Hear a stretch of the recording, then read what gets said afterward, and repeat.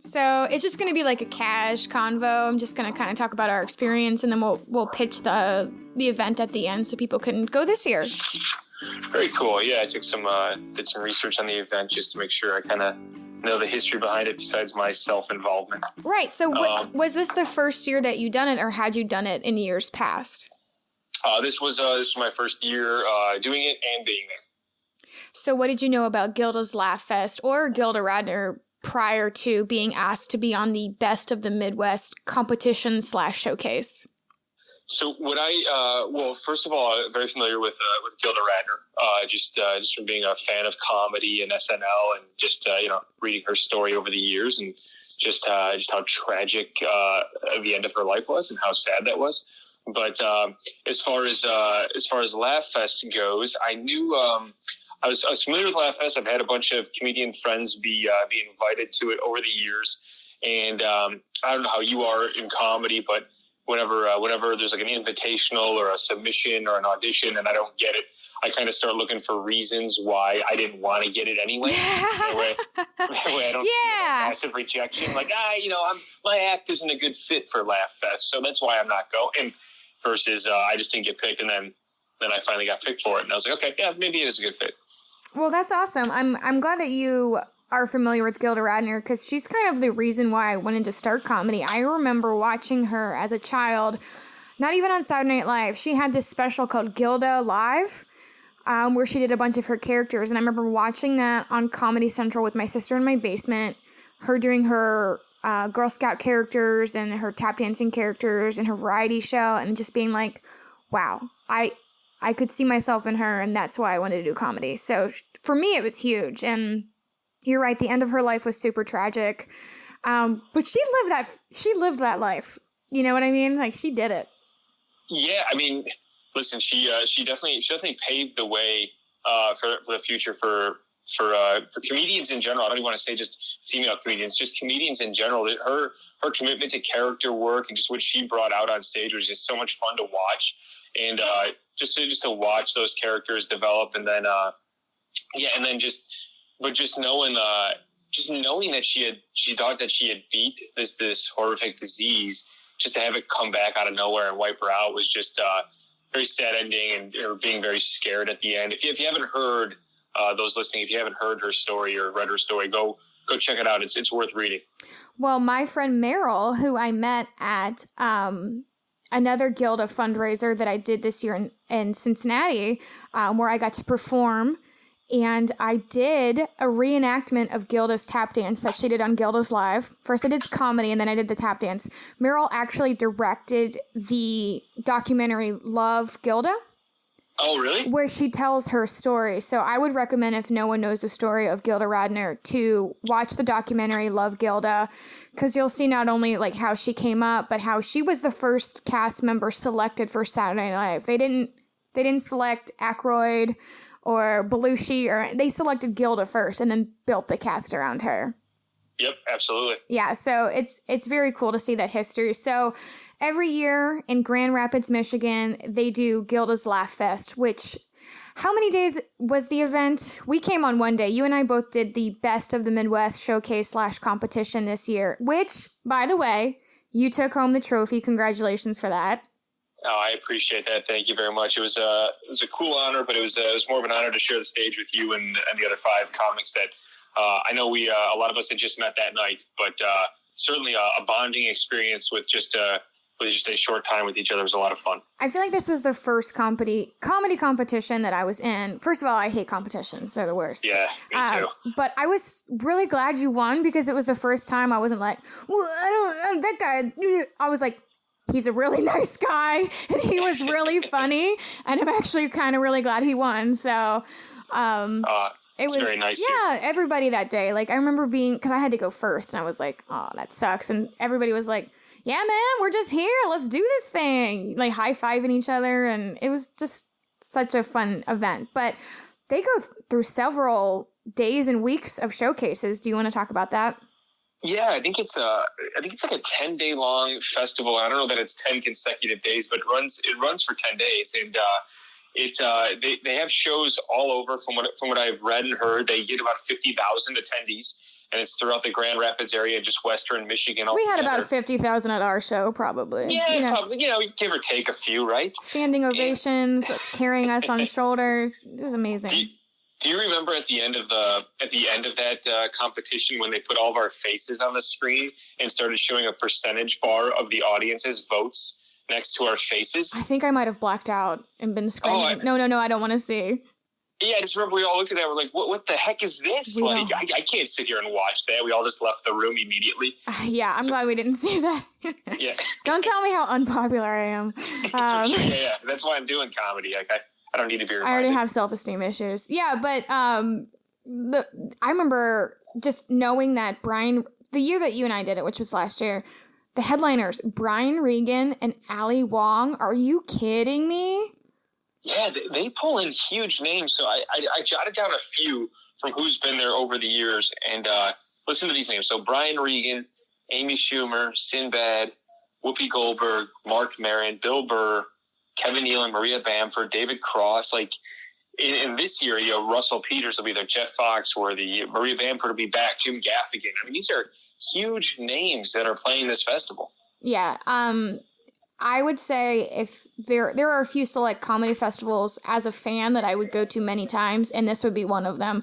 Not only because the city of Grand Rapids is so beautiful, the venues are awesome as well. The staff of volunteers are incredible, but the headliners that they get in, like, they don't tour as often to the cities that I would like to see them all the time. So to have an opportunity to go up a few days and see all these heavy hitters, I mean, I would buy a ticket to that. Yeah, for sure. They have they have passes that the audiences can buy that get them into multiple shows and or all the shows. And I just think of like what devoted comedy fans that are buying those passes for all those shows and just having 10 straight days of just this awesome high energy comedy, which from being on the road as a comedian, you perform 4 nights in the same club and see a lot of comedy every single week, and that can get exhausting. Oh, for sure. Imagine, but to love comedy so much that you go through 10 nights of watching different comedians, like what a supportive festival and community. So it's run by Funny Business, and they do a really great job. And what I really like is they have different showcases. We were the Best of the Midwest showcase. They also have a clean comedy showcase. So if you want to take your family and not have to worry about, your grandma judging your choice of comedians, you can go to that one. What were the other ones that you saw? They have they have clean comedy. They have improv and sketch shows as well, and they have like musical comedy shows.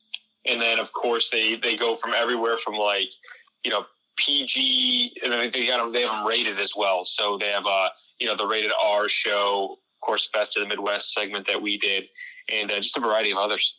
Well, have you ever done sketch or improv?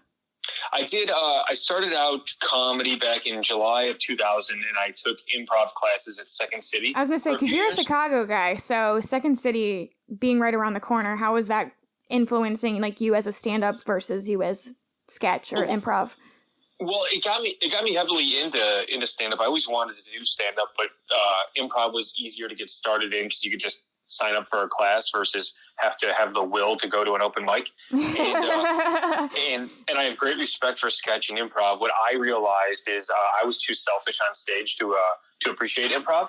I wanted the laughter myself. You were the Michael Scott just shooting everybody at the end of the scene? Pretty much. Yeah, I was and I'm not a great character worker. I'm more of a quick wit, so I could always grab a laugh, but I had to use my wit, so it means I would have to interrupt the scene to get the laugh with my quick-witted joke versus developing a character. And years later, like I've learned to love improv, and the once in a great while I get to do it still, I've really come to appreciate the art of letting somebody else take over.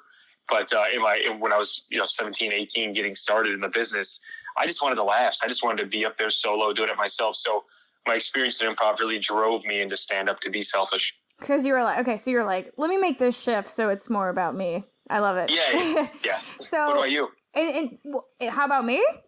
Yeah. Oh, no one ever asked the question back at me. I'm usually just throwing them out. So, Gilda was in sketch, but I always knew stand-up was what I wanted to do after I saw Sarah Silverman and Maria Bamford and Margaret Cho on stage. I was just like, wow, you can just go out there and say your opinion, and then people just have to listen to it. That's something that I want, like a captive audience. Like that. So I took a couple acting classes when I was in college, and I was always typecast as either the mean girl or the slut. Really? I just think my acting teacher like didn't like me. I was like, give me a comedy part. She's like, you're gonna be playing Abigail in The Crucible, and I'm like, what?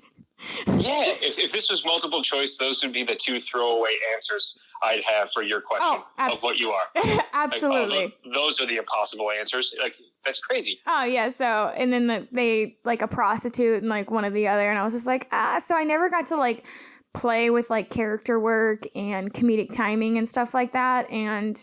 But I was always trying to be the cut up. I won, like, funniest girl in my sorority for 4 years. And oh, that's awesome. I just was like, I graduated from college and I was like, now is the time to do it. Like, I did all the things I was supposed to do. I did all my busy work. I was an academic. I did everything everybody ever expected. Yeah. And now I was like, now I'm just going to do it. And then, like you said, once you get on stage and you hear those laughs, like, it kind of becomes addicting. And it's like, well, this is what I want to do. How do I keep doing this? Yeah. And you're a great performer, but you're a very good writer. Oh, thank you.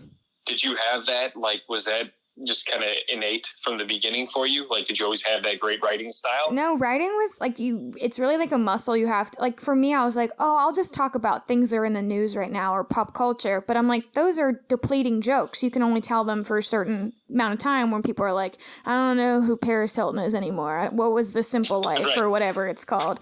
I don't even know if it's called that anymore. See, that's why those jokes kind of don't work. So having to step back and be like, what is universal? And then also what is specific to me about that universal thing, I think, is what I really had to hone down on. Yeah, definitely.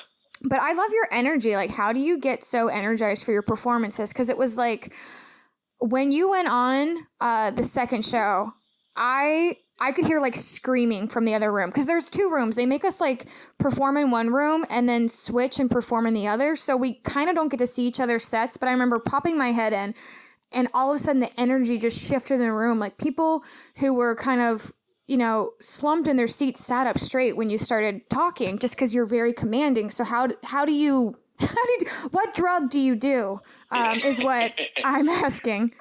Well, it's pure adrenaline. So, and that's the truth of it. I guess really what it comes down to is just, sorry, if you hear coughing in the background, it's my dog.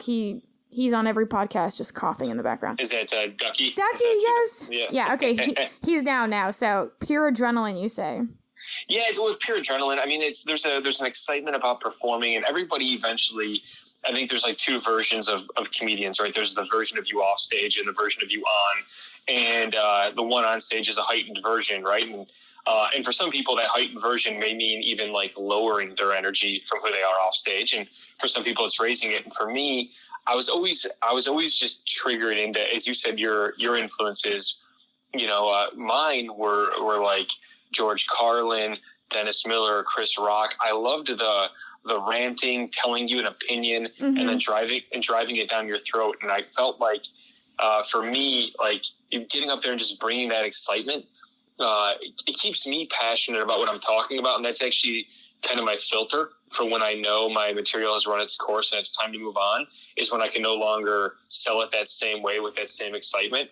My energy up there kind of dictates when the material's had enough time. That is such a good point. I cannot agree with that more. I was doing a show on Saturday and someone's like, you just felt like you were nervous. And I was like, no, I'm tired of that joke. Yeah. So I told it half-assed because I don't have the energy to bring the enthusiasm to that thought anymore.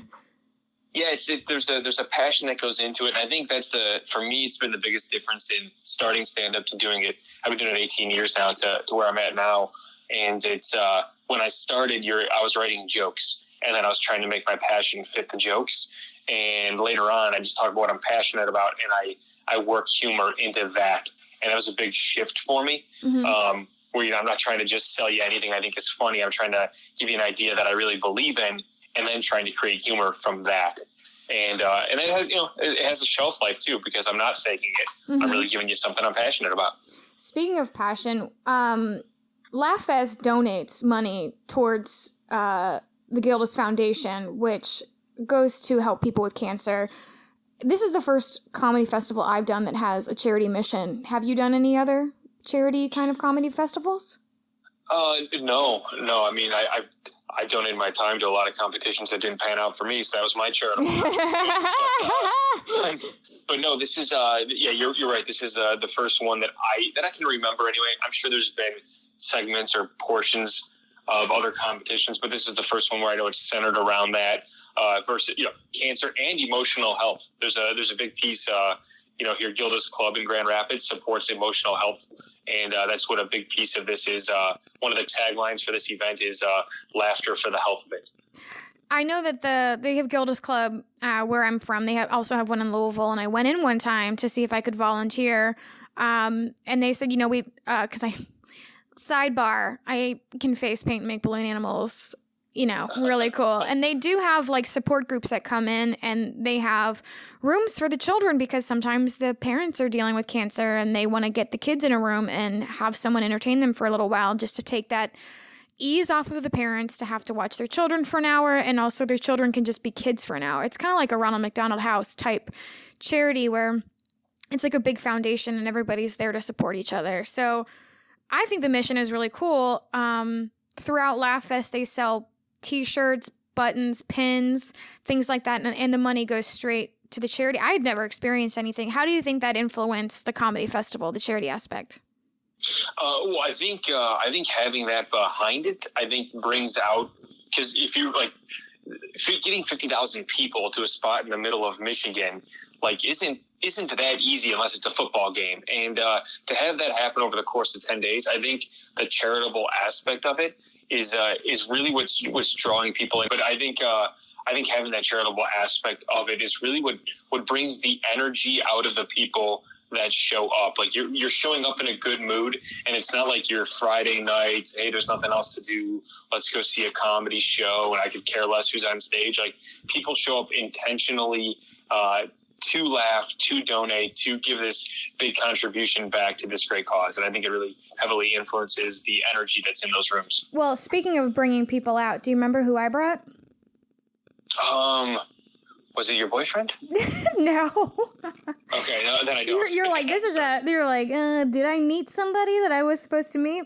So I don't know if you knew this, but I invited Miss Michigan. Oh, you did. That's right, because you talked about it on stage. Yes, because at one point, yes. So Miss Michigan that year for the Miss America pageant had gone on stage and said something which I found profound and incredible.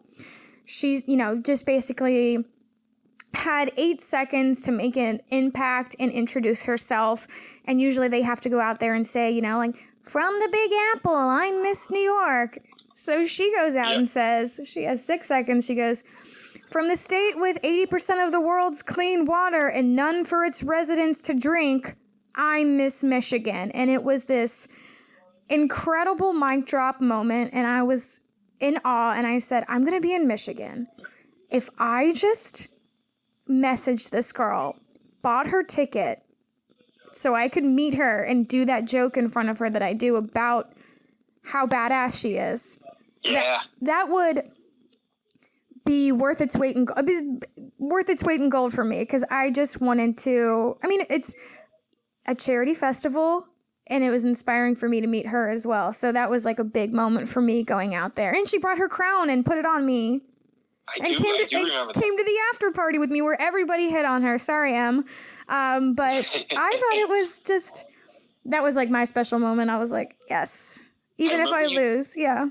Yeah, I remember you talking about it before we went on stage, and I think you said you weren't sure if she was going to show up or not, if I remember correctly. Yeah, I had bought her ticket, and I was like, I've never met her. I don't know what she looks like. Right. I hope she comes. And did you do that both shows, or was it just the first show? Just the first show.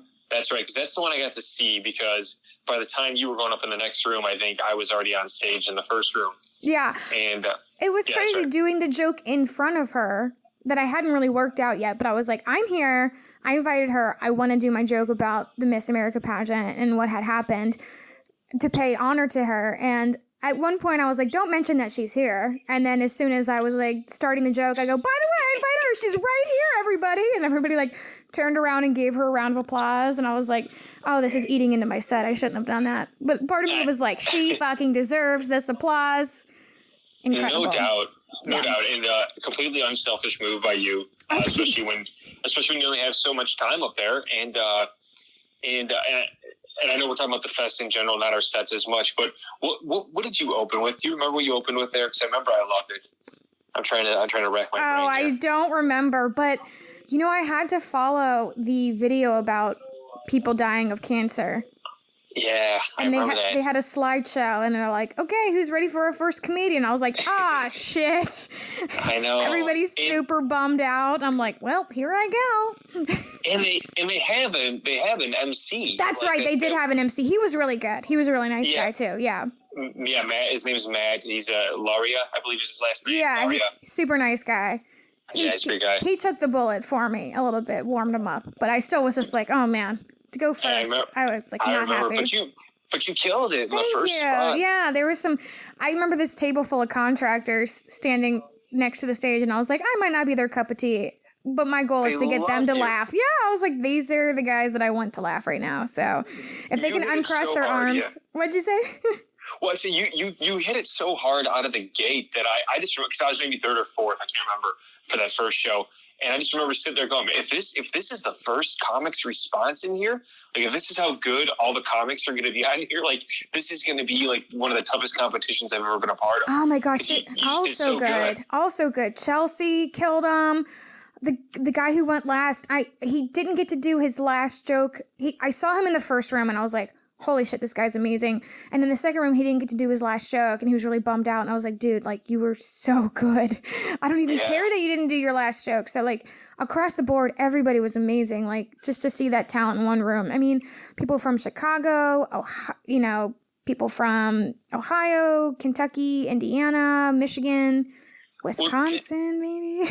I forget where it was from. Well, to your point, that's what made it, like, and I didn't know, I knew Chelsea because we're both from Chicago, but I didn't know anybody else on the competition. I met you all that night. And, but from the start, everybody, sometimes you just get a vibe, and everybody was just professional, and it was just out of the gate. You felt like you wanted to just root for everybody, and we all hated that we had to, use the term competing. Yeah. Because we certainly didn't feel that way with each other. And I just remember standing up, we went downstairs for the award, the crowning moment, I guess. But I just remember standing up there with all of you, and like, even while we're standing up there and they're doing the pre-talk before who wins, in my mind, like, winning was the furthest thing from my mind. It was really just going like, what an awesome like event. I was happy going home with $250 just for being a part of it. Like, I was already happy with that. Absolutely. I felt the same way. And the hotel. And the hotel for sure. It was amazing. I had this like beautiful view of the river. And just to be able to, like, walk to the event, like, be in the Bob, like, sorry, that sounded like a blob. The Bob is the theater that we were in. I don't know. Yeah. It was really cool to be a part of it. And I just feel like so many cool people have walked to those halls and been on those stages. And, yeah, it felt like this is going to sound really cheesy. So sorry to cover you in craft singles, but we were all winners that night. We really were. It was one of the funnest. If I have to call it a competition, it was one of the funnest competitions I've ever been a part of. That's for sure. One of the funnest weekends in comedy that I've had in a long time. So, have you gone to comedy festivals as a fan or just as a performer? I feel like I've just gone as a performer. I'm trying to think. Like, if I went to one as a fan, it would have been something in Chicago, just because it was local to me. I think, and I don't know how you feel, like, I don't watch a ton of comedy because I do comedy. Yeah. And it's not that I don't find it funny. It's just more like, if I'm not working for a night, I kind of want to just hang out with friends or do something. It's I don't know. It's probably like any, Tom Brady probably doesn't go home and throw the football around with his friends. You know what I mean? Like, yeah. I'm not Tom Brady. I'm not the Tom Brady of comedy. That's not the comparison. He's the Tom Brady of comedy, guys. That's what he's saying. Yeah. If you take anything from this podcast, it's that Vince thinks he's okay. I'm sorry trying to milk that one, but no, I totally get it. Like, you want to decompress on your off nights. I don't watch too much. I will if I hear a lot of buzz about a special, I will check it out just because I like being in the know about how good some things are. So I'll do the same. Yeah. I'll like listen. One of the ways I'll pass time on the road is I'll actually just listen to a Netflix special on the road, just as like an audio version of it. I won't watch it. I actually prefer to hear comedy versus watch it. Oh, I find it funnier audio wise to me. I mean, there's elements in person that make comedy way funnier, of course, when you can see act outs and stuff. But if I can really get what somebody's getting across audio wise, I truly appreciate that so much more. Which is one thing I think is really special about LaughFest, because it's a multi-day festival. So even if you perform one day, like, you're going to want to go check out the other comedians and the other shows and the other genres. Like, as a stand-up, like, I love watching sketch and improv because it's so different from what we do that I appreciate it that much more because I realize it's harder and different.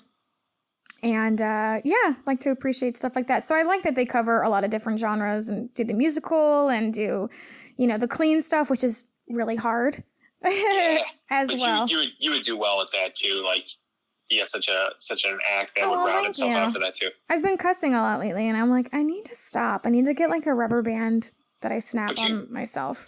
But you can. Like, if you're cussing, it's just in support of the joke. It's not part of the joke. And that's a big difference. It's my enthusiasm. Yeah, I swear. I swear a lot within the jokes. And so for me, clean competition, I can do it, but it's not going to be fun for me or the audience. Like, it's just not what I do. So what's next for you? What's the next things? Well, I just, if I can do a cheap plug here, I just recorded my 5th album called Vincectomy. I just recorded that. Sorry, I didn't mean to high-pitched squeal that. I think my dog just jumped off the couch. Vincectomy. That's a fun name. Did you get a Vincectomy? I did. I had one last March.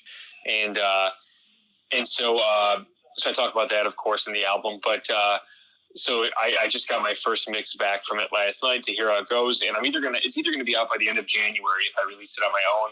But I'm also talking to a comedy record label right now to see if they have any interest. They haven't expressed any. I'm seeing if they do, and if they do, it'll probably be delayed a little bit in its release. But so that's the big one as far as merchandise goes, and really the first 4 months of this year are just wall to wall. Slammed with your shows dates are for stacked, yeah. So you can check out Vince almost anywhere. He's all over the place. And what about you? I am booked up until March right now, so I'm very, very excited. That's awesome. I just quit my full-time job. Yeah, I wasn't going to mention it until you did, but congratulations. Thank That's you. Awesome. Yeah, I have no idea what I'm doing. I'm a lost little koala out here in the... Okay, don't make the koala joke. I call myself a koala all the time. Today is not the day to call myself a koala.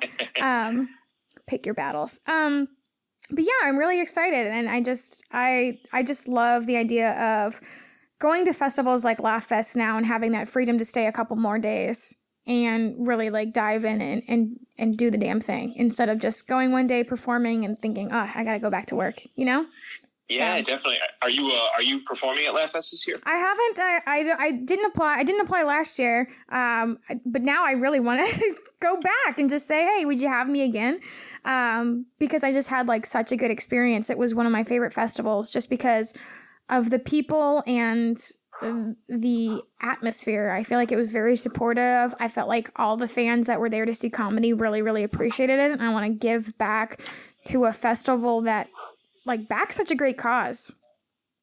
Yeah, no doubt. I know they on the website, I believe they have an application where you can apply for a showcase this year. Yeah. I don't know if that's the case every year, but I know last year you and I were picked for the festival, so it was a little bit different. Yeah, we were selected.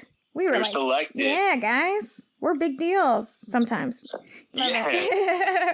I'm heading back this year. I got they're from what I know, they're doing some sort of like best of the best. Yeah, something like that. So they're bringing back all the winners. Yeah, and so that's pretty cool. So I get that's so cool. That's more than pretty cool. The way they're doing it this year is it's 2 nights, 4 shows each night, 4 13-minute sets each night. So it's still 2 rooms, but they turn over the crowd in each room once. So just like we did last year, you're up on this stage and you go to the next room, they turn the crowd over, you go up on one, back into the next room. And so it's 8 shows over 2 nights, which is going to be fun. 13 minutes is such a specific set list time. Yeah, it was like, I was like, okay, that makes sense. And they're, but yeah, they have it down to a science there, which is one thing you got to give it to them. It's chaos, but they do have it organized. Well, I wish you good luck, and that sounds really, really fun. I hope that it works out for you, and I know a couple other people that are going to be on that. Paramore, Rena, Mary Santora, I think. So, yeah, have a great time. You're going to be with the best of the best, and you're one of them, so congratulations. I appreciate it. It's going to be a lot of fun. Okay, anything else you want to say about LaughFest before we conclude our journey? I just think if you get a chance, if you're in the area, even within 3 hours distance of it, Grand Rapids is a fun city anyway. Take the ride up there. Go check out a show. Donate to an amazing event, and go see a bunch of awesome comedians, both famous and up and coming, because it's such a fun, well run event. You'll have a lot of fun. Hell yeah! I'm living my best life. Special thanks to Vince Carone for talking to me about LaughFest and our experiences there. LaughFest information can be found at laughfestgr.org. The dates are March 5th through March 14th in Grand Rapids, Michigan. They would like to receive 10,000 high fives at $5 a high five. So you can go over to their website and purchase a high five right now to help donate to this amazing cause. Headliners this year: Maria Bamford, Jim Gaffigan, Miranda Sings, Russell Peters, along with Jeff Foxworthy. There's also a new podcast that just launched, which includes all things LaughFest from previous years to what's coming up during, so you can check out the LaughFest podcast to get more information. And if you'd like to volunteer, there are numerous ways to get involved and support this event other than being an audience member. So head over to the website. Thank you so much for listening to the podcast. If you have a festival idea, we'd love to hear it at festlifepodcast@gmail.com. Special thanks to Phil from Me Compadre for doing the editing for the show. If you've never been to a comedy festival before, this is definitely one to check out. It is fantastic. We'll see you next time. Go fest yourself.